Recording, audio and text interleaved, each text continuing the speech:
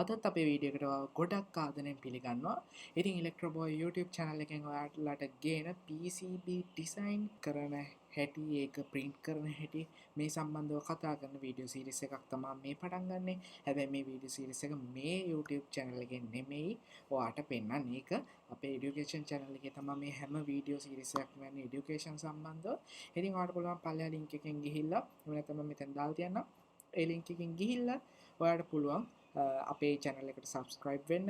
ඉතින් මේ වීඩියෝ එක දානවත් එක්කම තමයි PCB designing video series එක දාන්නේ. ඉතින් මම මෙතනදී කතා කරනවා ඔයාලත් එක්ක කොහොමද සාමාන්‍යයෙන් මෙන්න මේ වගේ PCB එකක් design කරගන්නේ සහ අපේ සාමාන්‍ය Arduino ඔය වගේ microcontrollers පාවිච්චි කරලා අපි වැඩක් කරද්දී ඒවට අදාළ PCB design කරන්නේ කොහොමද සහ ECEDA, KiCad සහ Altium වගේ softwares එක්ක වැඩ කරන්නේ කොහොමද කියලා අපි කතා කරන මුලින් ඉඳන් සරලවම.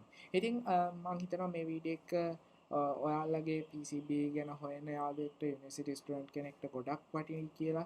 ඉතින් ඔයාලට එහෙමනම් මේක ෂෙයා කරන්න පුළුවන්. තවත් නොදන්න යාළුවෙක්ට දැනගන්න. ඒ වගේම තමයි මේක වටිනවා නම් අනිවාර්යෙන් පහළ කමෙන්ට් සෙක්ෂන් එක පාවිච්චි කරන්න අමතක කරන්න එපා. ඉතින් මම මේ පොඩි බ්‍රීෆ් ඉන්ට්‍රොඩක්ෂන් එකක් දුන්නේ මම මේ කරන්නේ වැඩේ ගැන. ඉතින් ඔයාලට පුළුවන් ඒ channel එකට ගිහිල්ලා වීඩියෝ සීරීස් එක බලන්න. ඉතින් අද වීඩියෝ එකට සම්බන්ධ වුණාට ගොඩක් ස්තුතියි. අපි මේ වගේම වටින වීඩියෝ එකකින් ඉක්මනටම හම්බෙමු.